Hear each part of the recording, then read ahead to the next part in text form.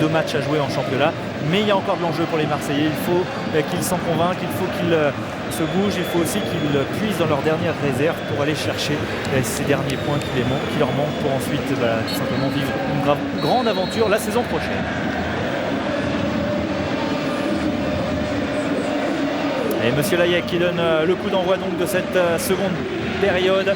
Marseille a quand même une sacrée carotte au bout de cette rencontre. Alors certes, il faut réussir un exploit, aller chercher un résultat. Geoffroy Guichard, ça leur est pas arrivé si souvent que ça ces dernières années. Mais bon, cette année, Marseille reste sur une énorme dynamique avec Nasri, peut-être le slalom de Nasri. Il a cherché peut-être un dernier crochet pour se mettre sur son pied droit, alors qu'il y avait le match ouvert pour le Marseillais. Pas Nasri à cette feinte de frappe, il a, je pense, voulu se mettre sur son pied gauche, mais il n'avait pas réussi à prendre les défenseurs stéphanois à défaut. Allez, Guarin avec Mamadou Diong. Il n'y a pas eu de changement apparemment par rapport à la première période. On revoit le petit geste technique de Guarin pour éviter Lorik Sana. C'est très bien joué de la part de Guarin, je ne suis pas sûr que Sana va beaucoup apprécier.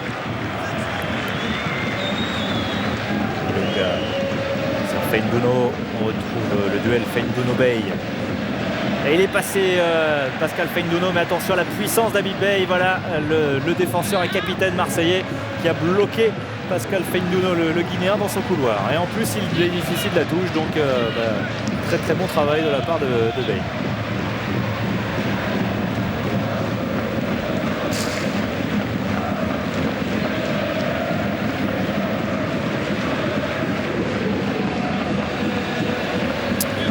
Qui reste sur 4 victoires consécutives, mais mieux encore 5 victoires lors des 6 derniers matchs. La dernière fois que Marseille a perdu, c'était à Lorient le 31 mars dernier. Ça fait longtemps, ils n'ont plus perdu donc depuis longtemps, et on ne peut pas dire que la finale de la Coupe de France, ils l'ont perdue à part au tir au but. Donc ils sont quand même sur une belle dynamique, mais c'est vrai qu'après il y a le ressort psychologique qui pourrait s'être cassé. Ils avaient vraiment bien rebondi après la défaite à Lorient, parce qu'ils étaient quand même passés à travers à Lorient.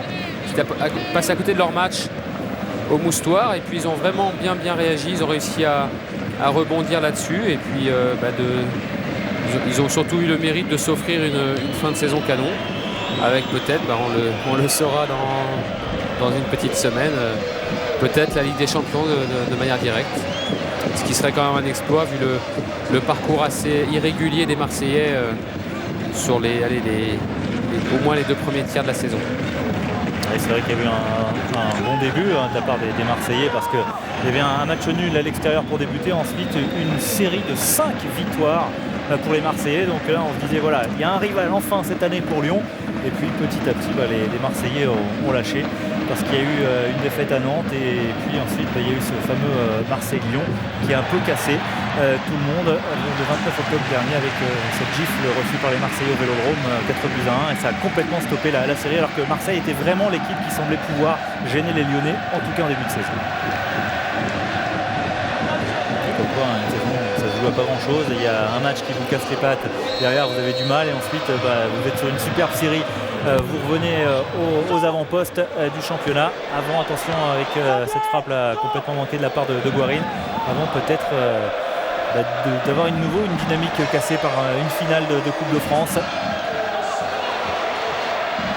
Bon, rien n'est fait pour les Marseillais pour l'instant, qui sont quand même largement en ballottage favorable, parce que même un nul serait une bonne opération avec cette frappe. Ce ballon chippé par Guarin dans les pieds de Franck Ribéry. Encore une frappe stéphanoise. Les Stéphanois osent plus que leurs adversaires. Non, puis c'est les Stéphanois qui ont les contres, hein. Les ballons échappent aux Marseillais, une première fois Nasri, une deuxième fois Ribéry. Alors c'est vrai que je ne suis pas convaincu que Cédric Carasso était sur la trajectoire de cette belle frappe de Guarin. Mais je trouve un peu comme en première mi-temps, que les Marseillais tardent souvent à remonter après sur cette phase, sur un renvoi au corner, et ça traîne un petit peu, on ne remonte pas de manière dynamique. Ce qui nous fait dire qu'ils sont un petit peu attentistes, à défaut d'être passifs, mais ça manque en tout cas d'attitude vraiment dynamique sur le plan défensif. Et ça manque d'énergie pour les Marseillais. Ce sont les Stéphanois qui repartent avec Landrin, voilà, qui écarte sur Perrin. Perrin bien fait en soutien. La frappe de Feindouno, elle est contrée par Julien Rodriguez. La sortie de Modeste Mbami derrière. Samir Nasri, il a beaucoup de chance. Samir Nasri, il va falloir venir l'épauler maintenant, lui offrir des solutions. C'est ce que fait Mamadou Diong. Balle en profondeur de Nasri pour Cissé, pardon. Et Cissé qui dévisse complètement en pivot alors qu'il s'est mis à pleuvoir. Il s'est mis à pleuvoir plutôt sur Saint-Etienne. C'était difficile de centrer en pivot pour Djibril Cissé. Là, ça commence à tomber sévère même sur le Forez. On n'a pas arrangé les conditions de jeu. Alors on a vu les défenseurs stéphanois en début de match qui avaient tendance à glisser. Ça peut jouer.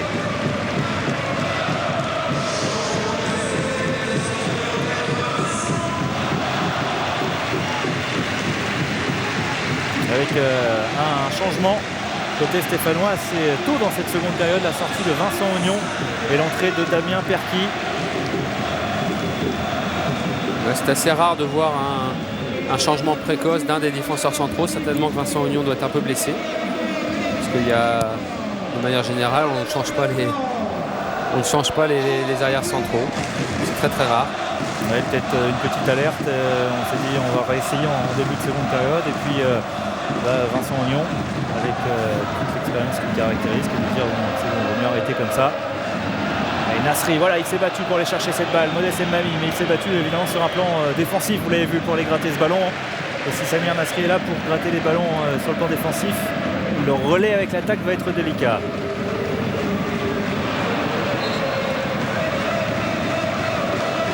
On a quand même avec Saint-Etienne et Marseille allez, on met Lyon en catégorie les deux meilleures attaques de ce championnat. Ce serait quand même un comble que ces deux meilleures attaques pour leur dernière confrontation cette saison ne nous marquent pas un petit but. Accélération de Guarin, encore une fois, il a fait la différence, même si derrière il manque de lucidité dans son dernier geste. Et c'est sur Rodriguez. Rodriguez qui a préféré céder la touche face à Matt Moussilou. En tout cas, il espérait peut-être une autre décision de l'arbitre. Il réclame une petite faute, il pense avoir été un peu tiré par le maillot, un peu poussé. On a aperçu l'échauffement ici. La frappe encore. Voilà, ils ont raison de tenter les Stéphanois. La frappe de Perrin, certes, elle peut paraître anodine, mais il pleut, les ballons qui rebondissent, c'est une faute de main, tout est possible. Alors que là, c'est Djibril Cissé. Mais là, justement, le ballon a fusé, ça arrive directement sur Vivienne. C'était bien joué cette combinaison. Une relance courte de Carasso pour Ribéry qui était très bas. Et sur un ballon donné de 40-50 mètres en profondeur pour Cissé, qui n'a pas pu intervenir avant la sortie de Viviani, mais c'était une situation de jeu qu'on n'a pas vu beaucoup depuis le début de la partie de la part des Marseillais. Et donc ça revient sur Perrin. Perrin en duel avec Taïwo. Faire se sortir de cette situation pour Perrin avec un petit peu de réussite.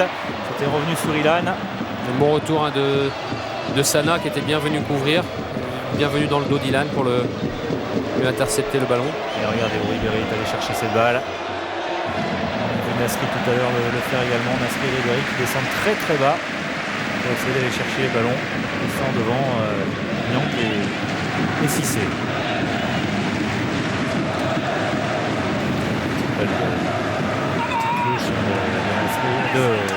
On va y arriver, Ribéry pour Nyang, mais c'est récupéré une nouvelle fois par les Stéphanois. Voilà, avec un retour de Cissé qui vient défendre, non de Nyang pardon.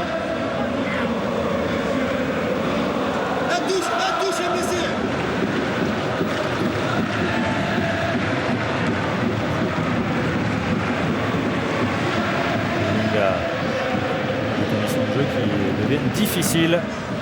Elles sont d'autant plus difficiles qu'elles ont changé par rapport au début de la rencontre. Ouais, mais ce changement de temps peut peut-être bénéficier aux Marseillais. Souvent quand on n'est pas trop dans son match ou quand on est on subit un peu les événements, la pluie fait qu'on est à nouveau un peu plus dans le combat. Attention la balle frappe et l'ouverture du score de Djibril Cissé. Voilà qui a fait. Bien vu Josselin. Je pensais pas si bien dire, mais c'est vrai que ça peut paraître anecdotique, mais un changement de temps avec une pluie comme ça vous réveille souvent et vous met inconsciemment dans le combat et puis dans le duel. Et écoutez, ça rafraîchit aussi. Ça rafraîchit, non mais c'est vrai, Djibril Cissé a pris ses responsabilités. Il s'est vraiment mis en position préférentielle. Il a une très très belle frappe. À partir du moment où c'est cadré, on va le revoir. Ribéry qui trouve un petit relais avec Nasri. Il a du champ. Nasri aime bien ces genres de situations. Il regarde autour de lui, il fixe bien les défenseurs, il décale Cissé. Djibril Cissé se remet sur son pied droit, il rentre. Et là, il cadre. Et quand il cadre, c'est souvent... Généralement, il frappe fort. Alors, c'est vrai que c'est un but magnifique. Ouais, puis on revoit, il se dégage bien. Il frappe vraiment, vraiment très fort. Et entre les jambes de Perrin. Entre les jambes de Perrin, c'est très difficile pour Viviani. Ça va vite. Ouais, et ça fait 1-0 pour l'Olympique de Marseille. Voilà comment une équipe qui semblait passive, une équipe qui semblait un petit peu abattue, qui semblait avoir les jambes lourdes, parvient à prendre l'avantage sur le terrain de l'AS Saint-Etienne grâce à la relation quand même de ce quatuor offensif, parce que là il y a quand même eu une passage Ribéry, Nasri et Cissé, l'exploit personnel aussi d'un Djibril Cissé qui est en pleine forme actuellement, parce que Cissé il marque quasiment à tous les matchs, hein. Si on compte le doublé contre Sochaux en Coupe de France, le dernier match contre Nancy, il a marqué, bon il n'a pas marqué à Monaco, mais il a marqué contre Sochaux en championnat, il a marqué contre 3, donc ça fait quand même 4 matchs sur 5 où il marque Djibril Cissé. Il faut dire qu'il sortait d'une période où il a été largement critiqué. En tout cas pour l'instant Marseille fait un grand pas vers la Ligue des Champions. Quelle va être la réaction des Stéphanois, avec peut-être ici Perrin qui remet de la tête, Sibeli voilà prolonge. En tout cas c'est le 8e but de Djibril Cissé depuis le début de saison. Voilà qui va peut-être réveiller un petit peu tous les acteurs de cette rencontre. Vous voyez comme apparemment parce qu'au début il décale Cissé, mais le fait de revenir sur son pied droit, avec cette fois-ci une défense stéphanoise qui a été un peu passive sur le coup. C'était les trois, il n'y en a pas un qui a attaqué le ouais, tout à fait. Et puis on sait très bien qu'on va le revoir sur un angle différent, hein. Cissé qui attend ce ballon, il se met pas hors jeu. Et dans ces situations-là, c'est vraiment un joueur qui est focalisé par le but.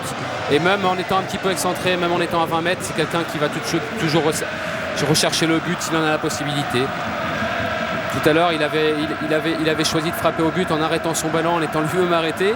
Ça ne pouvait pas donner grand-chose, mais là, il s'est mis en mouvement, il s'est dégagé légèrement. Et puis, là, il y a vraiment une très très belle prise de risque qui est récompensée. Il avait ouvert son compteur personnel cette saison, Djibril Cissé, face à l'AS Saint-Etienne lors de la 19e journée.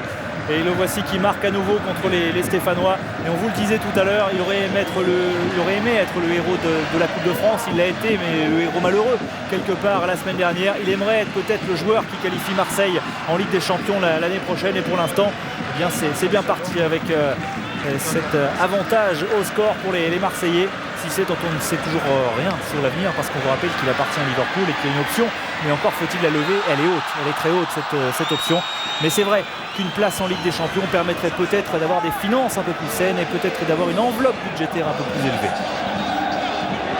Ouais, puis je suis pas décideur marseillais évidemment, mais avoir un Djibril Cissé pour jouer la Ligue des Champions et jouer un rôle intéressant dans le championnat, c'est forcément une arme importante. C'est un joueur de très haut niveau qui est international, qui a gagné la Ligue des Champions avec Liverpool. Il a forcément ce vécu-là, et même si c'est cher, ça restera une arme importante pour Marseille. Attention avec le coup franc de Faïndono qui est arrivé sur la tête d'Ilunga, mais ça passe juste au-dessus des buts de Cédric Carasso. Et encore une fois, hein, Nicolas, c'était Moussilou, pardon, excusez-moi, je dis Ilunga. Ce but va donner un petit peu d'aisance aux Marseillais. On avait la sensation qu'ils souffraient un petit peu, mais ça va certainement leur donner un petit peu de peps et de confiance dans tout ce qui leur manquait depuis le début, à toutes les phases défensives. Oui, parce que Marseille, pour l'instant, on vous le rappelle, est quand même sur une sacrée dynamique en championnat avec Niang pour Nasri. Renversement de jeu de Samir Nasri sur son capitaine. Maintenant qu'ils ont pris l'avantage, ils vont peut-être aussi pouvoir laisser sortir les Stéphanois. Et quand on connaît leurs armes en contre, ça peut être un scénario idéal pour eux. Il est passé dans le dos de Samir Nasri avec Guarine, Landrin. Ribéry ne parvient pas à gêner le milieu de terrain stéphanois. Il y avait un coup de sifflet de M. Layek. Vous voyez la pluie qui redouble d'intensité. Effectivement, cette pluie qui a eu pour mérite de réveiller un peu les Marseillais, de réveiller tout le monde d'ailleurs dans cette rencontre.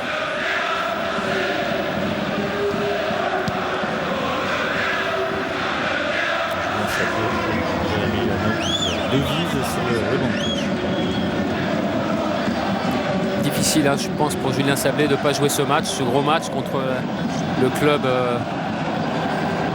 de la ville où il est né. Ouais, Marseillais, 10 ans à Saint-Etienne, forcément c'est un match particulier pour lui. Bon, on peut dire que ça doit être vécu comme une sanction par Julien Sablé. La tête de Cissé un peu esselée face à Zoumana Camara, Fainduno. Toujours cette belle activité dans le couloir gauche, Pascal Fainduno. Toujours aussi avec cette espèce de nonchalance, mais nonchalance feinte, parce qu'on l'a vu.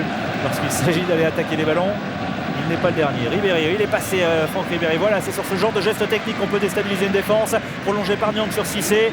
Cissé, voilà, il a encore cherché à envelopper sa frappe, à l'enrouler. Mais bon, il a dévissé. Il ne faut pas lui en vouloir, parce que c'est vrai que c'est sur une action presque similaire tout à l'heure qu'il a réussi à ouvrir le score. Ouais, sauf que là, Nicolas, il est un petit peu arrêté. Il a du mal à se mettre en mouvement sur sa prise de balle. Ce qui fait qu'il est quasiment en position arrêtée. C'est très très rare que dans ce genre de situation on soit dangereux. Ou alors le ballon est dévié, mais c'est tout aussi rare. Allez, Ribéry. C'est Christophe Landrin. Ribéry, Niang, la reprise instantanée de Mamadou Niang. Voilà les Marseillais qui osent. On les a sentis quasiment craintifs pendant une cinquantaine de minutes. Et maintenant, il y a quelle que soit la position, ils tentent un tir. Ouais, puis je pense qu'ils ont pris aussi l'avantage psychologiquement sur les Stéphanois qui vont peut-être eux douter maintenant. Et la confiance désormais semble être dans les têtes marseillaises. 1-0, 1 heure de jeu, il reste une demi-heure pour que les Stéphanois essaient de contrarier un peu cet objectif marseillais qui est de se qualifier en Ligue des Champions. Ce ne sera pas encore mathématiquement assuré parce que tout ne dépend pas du résultat de Marseille. Il faut également observer le résultat de Lens et de Bordeaux à l'occasion de cette 37e journée. Et en cas de défaillance de Lens et Bordeaux, Marseille serait assuré en cas de victoire aujourd'hui et d'une place en Ligue des Champions l'année prochaine.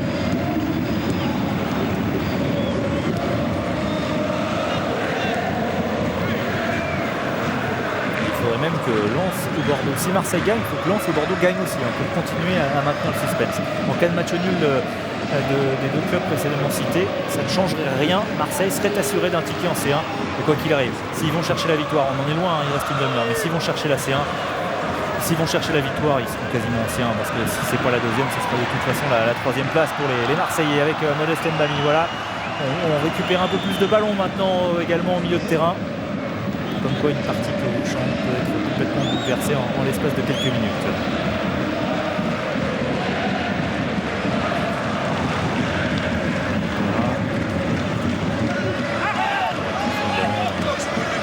De touche, terrain repris par Niang, lui. Intervient de toute façon illicite, estime M. Layek.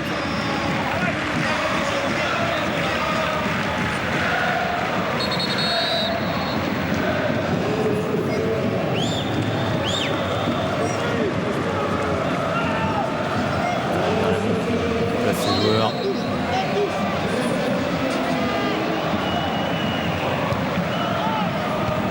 Tête d'Mbami pour écarter le danger. Ça revient sur Guarin, il a glissé le Colombien. Et derrière le petit geste de Mamadou Niang qui n'est pas méchant mais qui stoppe le contre stéphanois. Les Marseillais vont récupérer la touche. Il y a un changement avec Marek Heinz, le Tchèque, qui va faire son entrée à la place de Freddy Guarin. Colombien qui n'avait pas souvent été titulaire cette saison.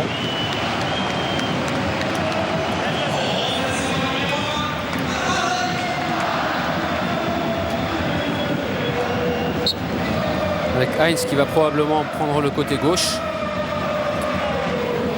à la place de Fainduno qui va lui passer à droite à la place de Loïc Perrin, et Loïc Perrin va passer aux côtés de Christophe Landrin à la récupération devant la défense. Il va faire des misères à Déplay, il va en faire à Taïwo. Pascal Fainduno qui va récupérer la touche, Nasri l'a touché.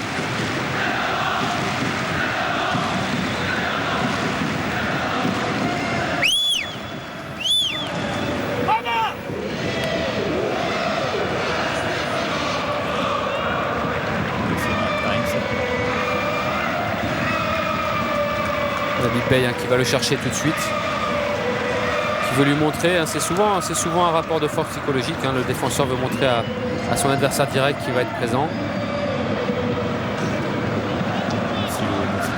Un rôle ingrat, cette soirée toujours obligation de jouer dos au but. Il a réussi une fois à se retourner avec une frappe en pivot qui n'était pas cadrée. Heinz devant Lorixana. Alors on joue bas, côté marseillais, on le voit juste devant les 16 mètres 50.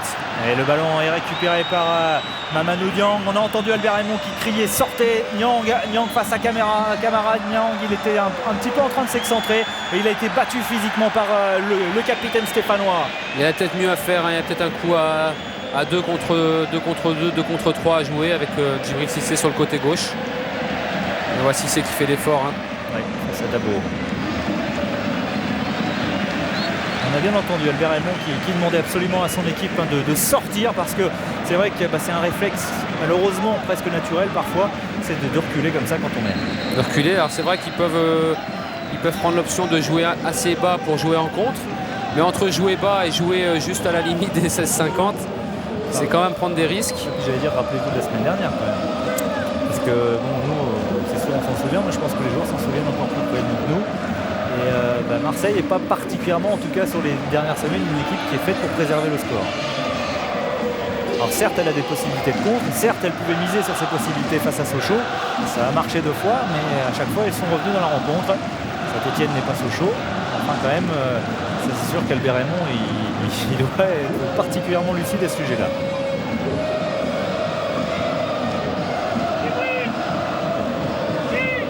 Voilà, tous les Marseillais sont dans leur 40 mètres défensifs. Et Monsilou encore pour le terrain. Il y a Franck Ribéry qui est revenu. Ça revient directement sur Landrin. Une frappe qui était particulièrement difficile en déséquilibre. En arrière, Marek Heinz, s'il avait réussi à cadrer déjà, ça aurait été un miracle.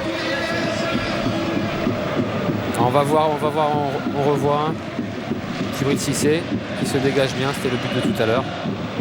Frappe limpide, quasiment lucarne gauche. Ouais, elle est belle, elle est pure parce que vous avez vu le ballon. Ralenti, il n'a presque pas eu de rotation, donc elle était vraiment très très bien exécutée cette frappe. Niang avec Nasri. Oula, Nasri.